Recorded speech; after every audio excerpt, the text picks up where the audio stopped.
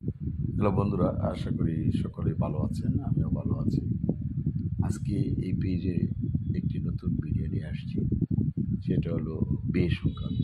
বিয়ে এবং ডিভোর্স বা দেড়মোহর বা সংসার পুনরুদ্ধার। এবং আপনি যদি আপনার বাচ্চার সাথে কথা না বলতে পারেন বা আপনি বাধা দিচ্ছেন অথবা আপনার ওয়াইফে বাধা দিচ্ছে, সেই ক্ষেত্রে কিন্তু প্রয়োজনীয় মামলা বিষয়ে পরামর্শ নিতে পারেন। আপনারা যারা বিয়ে করেছেন কিন্তু কোনো মতেই মিল পড়ছে না, তখন সংসার কিন্তু ভাঙার প্রয়োজন হয়।